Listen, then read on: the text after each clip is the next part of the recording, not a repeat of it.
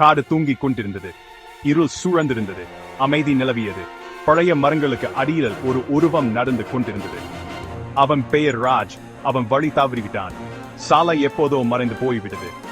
எலும்பு கூடின் விரல்களைப் போல சுருங்கிய வேர்கள் மட்டுமே வெளியே நீட்டிக் கொண்டிருந்தன. ராஜ் நடுங்கினான். அவன் மெல்லிய ஜாக்கெட்டை இறுக்கமா இழுத்து போட்டுக் கொண்டான்.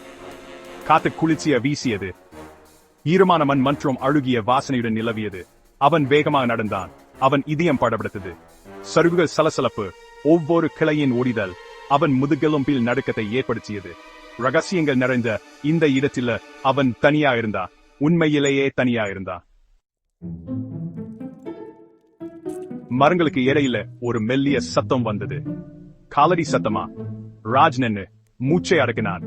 மெதுவாகவும் நிதானமாகவும் நெருங்கி வருவது போல மீண்டும் சத்தம் கேட்டது. பயம் அவன் வயிற்றில் சுருண்டு கொண்டது. குளிர்ச்சியாகவும் இறுக்கமாகவும் இருந்தது. இருளில் பார்க்க முயன்றான். ஆனா மரங்கள் நெருக்கமாக இருந்தன. அவற்றின் கிளைகள் நாங்களைப் போல ஒன்றோடொன்று பிணைந்திருந்த ஏதோ அங்கே இருந்தது. அவனை உற்று நோக்கி கொண்டிருந்தது. கிராவாசிகள் சொன்ன கதைகளை பத்தி அவன் யோசித்தான். பழங்கால ஆவிகள் மற்றும் காடுகளை சுற்றி தெரியும் உயிரினங்களை பற்றிய கதைகள். அவற்றை எப்போதும் மூடம்பிக்கை என்று நினைச்சான். இப்போது அவனுக்கு அது உறுதியா தெரியவில்லை. காலடி சத்தம் நின்றது. அமைதி. பின்னர் ஒரு ஜோடி கண்கள் திறந்தன. ஒரு பயங்கரமான பச்சை ஒளியுடன் மின்மினித்தன். ராஜ் அச்சத்தில் தடுமாறி பின்னர் சென்றான். ஒரு மெல்லிய உரும காத்தில் மிதந்து அவன் முதுகெலும்பின் நடுக்கத்தை ஏற்படுத்தியது. அவன் திரும்பி ஓடினான். புதர்களை உடைச்சுக் கொண்டு அவன் மூச்சு அவன் தொடியில் சிக்கியது. அந்த கண்கள் பின்தொடர்ந்தன். கிளைகள் அவன் முகத்தில் அடித்தன. அவன் உடைகளை கிழித்தன. ஆனா அவன் வேகத்தை குறைக்கவில்லை.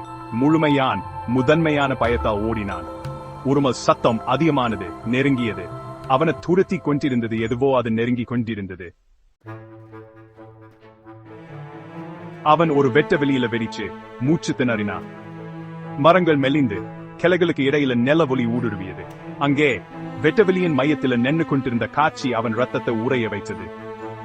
அது ஒரு பேய் அல்லது ஆவி அல்லது கிராமத்து கதைகள் வருகிறதுன்னு எந்த ஒரு உயிரினமும் அல்ல.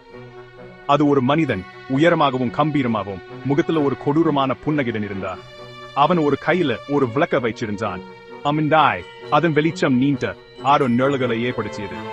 தொலைந்து விட்டாயா என்ன அந்த மனிதன் கேட்டான். அவன் குரல் பட்டு போல மென்மையா இருந்தது. கவலைப்படாதே, நான் உனக்கு வழி காட்டுறேன். ராஜ் அவனை பார்த்து குந்திருந்தான். அவன் இதயம் படபடுத்தது. பயங்கரமான உண்மையை அவன் மிந்தான். காட்டுல என்ன இருக்குது என்ன அவன் பயப்படவில்லை. கண்டுபிடிக்கப்படுவதைத்தான் அவன் பயந்தான்.